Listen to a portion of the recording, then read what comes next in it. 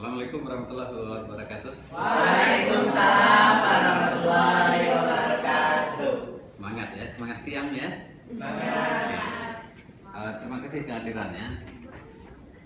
Hari ini kita masuk ke pertemuan ke-7 ya. Pertemuan ke-7, materi kita tentang ilmu perpetaan dengan subtopiknya itu adalah komponen-komponen penyajian peta ya. Yang pertama saya mau sampaikan bahwa secara teoritis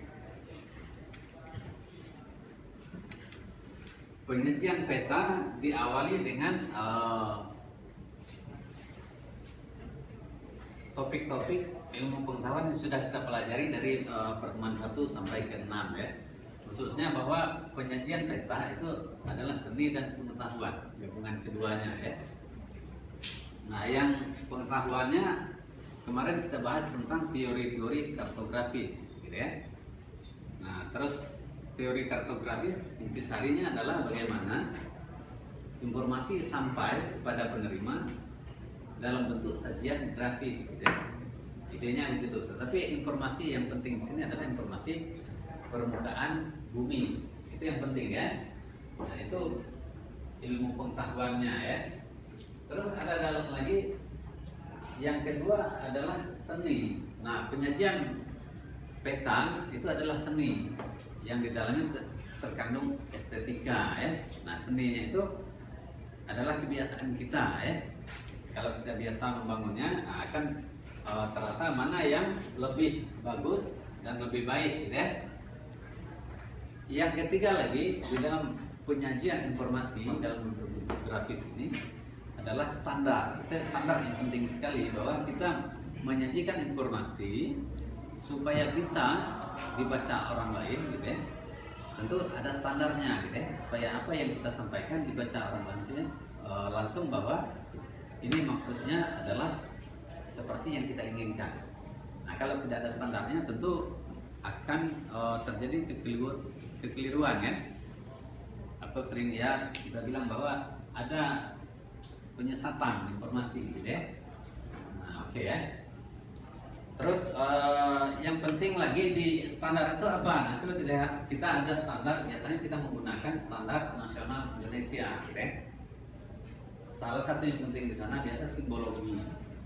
Nah, simbologinya misalnya khusus untuk skala peta 1/50.000 itu skala yang simbol yang kita guna adalah seperti berikut ya. Untuk gambaran tutupan lahan kita menggunakan simbol-simbol, misalnya sawah irigasi dengan warna biru gitu ya. Gambarnya gambar batu bata gitu ya. Nah, tapi warna yang biru gitu ya. Nah, untuk seluruh peta yang kita hasilkan simbolnya adalah yang itu. Nah, itu yang pertama. Terus bagaimana yang lain juga, yang lain sudah ada standarnya gitu ya. Sehingga siapapun yang membacanya akan langsung tahu bahwa ini adalah hutan gitu ya. Ini adalah kawasan permukiman, ini adalah kawasan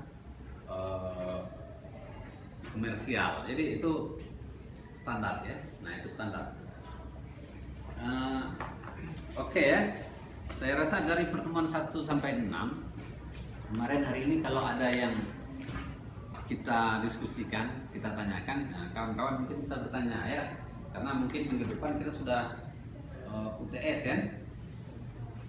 Nah, mungkin itu dulu materinya. Nah, saya persilakan kalau ada yang bertanya. Nah, silakan yang paling belakang. Baik, perkenalkan nama saya Muhammad Fadil Anwar, timnya 04. Jadi saya ingin bertanya Pak, bagaimana data global mapper atau DEM itu bisa dibaca grafis?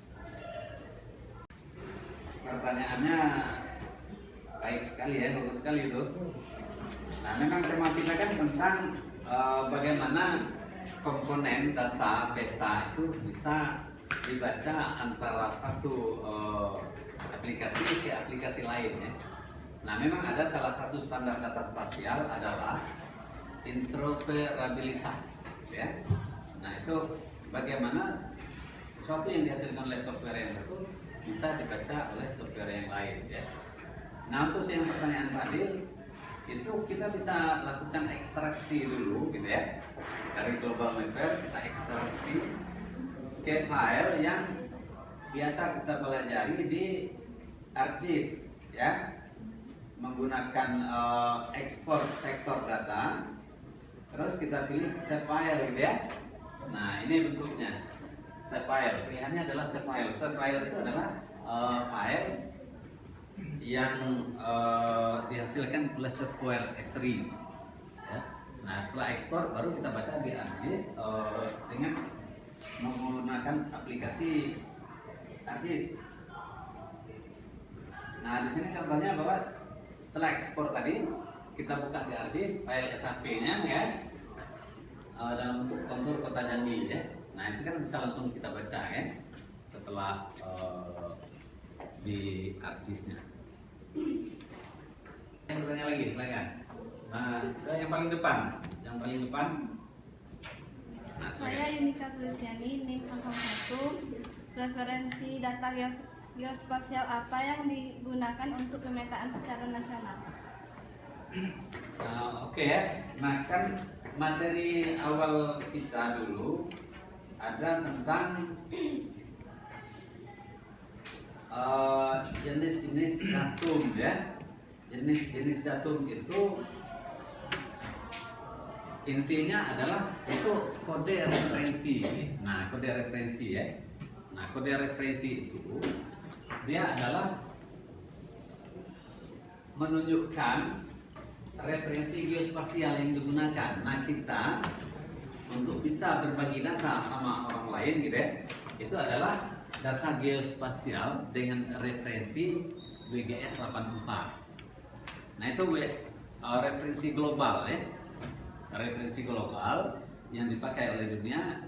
Dan kalau kita pakai di kita, data itu bisa dibaca oleh orang di luar negeri gitu ya, karena referensinya sama ya. Nah itu yang penting juga di dalam standar interoperabilitas data ya, bisa saling berbagi ya datanya. Nah mungkin itu ya. Next ada lagi. Nah silakan yang dari tengah, silakan. Siapa namanya? Baik, perkenalkan nama saya Mustafa, NIM 20. Jadi pertanyaan saya Pak, ini kan kita belajar tentang perkataan. Ya. Nah, apa bentuk dari aplikasi perkataan itu sendiri di bidang Oke ya, terima kasih. Ini Nur Soba ya. Nur Soba Teknik Lingkungan 2017 ya, 2018 ya. Oke. Nah intinya begini, aplikasi di lingkungan itu kan banyak sekali ya. Nah, ada yang detail informasinya, ada juga yang mungkin medium ya atau makro ya. Nah kebutuhan misal di teknik lingkungan adalah kita mau merencanakan suatu lokasi untuk misalnya instalasi pengolahan air limbah ya. Nah instalasi air limbah kan kebutuhannya adalah kita mengalirkan satu limbah domestik dari satu titik ke titik lain gitu ya. Kalau kita menggunakan prinsipnya adalah gravitasi, maka kita harus memilih lokasinya di mana ya. Dengan metode konvensional mungkin kita harus petakan beda tinggi ya di lapangan kan. Nah dengan metode ini digital elevasi model itu datanya sudah tersedia dalam bentuk digital topografi ya, topografi permukaan bumi. Nah dari sana kita ekstrak dan digital elevasi tadi ke dalam kontur kan. Nah kontur baru nanti kita menentukan lokasi mana yang akan kita tempatkan ipal yang akan kita bangun gitu ya. Nah itu untuk ya salah satu contohnya. Nah banyak sekali dalam skala meso ataupun skala makro ya. Nah itu mungkin yang mencoba ya. Terakhir mungkin ya sebelum kita tutup siang ini ada lagi satu lah, boleh satu. Nah silakan yang paling tinggi ya. Baik, saya Maria Malini ingin bertanya, dalam penyajian data spesial tersebut komponen apa saja yang harus ada? Oke ya. mungkin ini kesimpulannya saya rasa ya dari materi kita hari ini, juga mungkin materi kita dari pertemuan pertama sampai terakhir yang ke-6 ya. Idenya tadi kembali ke sini yang saya sampaikan di materi awal, bahwa penyajian peta itu adalah data spasial ya. Nah, mungkin kita harus mulai membiasakan diri dari sekarang ya, bahwa peta itu data spasial kalau di kita ya. Kalau di orang awam mungkin peta itu hanya gambar ya. Nah, kalau kita peta itu adalah data ya. Nah, data spasial itu disajikan, komponennya paling tidak harus memenuhi 3 ini.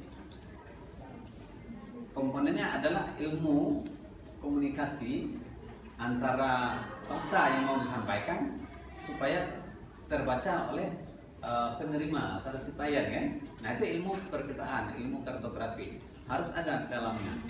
Yang kedua, estetika, seni. Nah, ini harus punya seni supaya dia informatif kan, komunikatif, supaya orang menarik. Kalau di ilmunya promosi mungkin ada AIDA gitu ya, ada attraction, ada information, terus ada desire, ada excite. Kita membuat orang tertarik sampai dia beraksi terhadap apa yang kita sampaikan ya.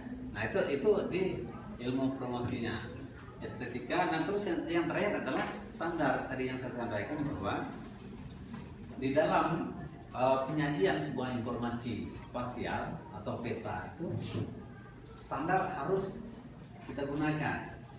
Nah, karena dengan standar itu semua orang bisa membacanya sama seperti kita ya. Nah, mungkin saya rasa itu pertemuan kita kali ini kan, ya mudah-mudahan kita bisa ketemu kembali di pertemuan yang ke depan. Jangan lupa tugas ya. Tadi saya sebutkan ada tugas individu ya, terus tugas kelompok kan. Nah, kita presentasikan nanti ya. Oke, mungkin itu. Terima kasih.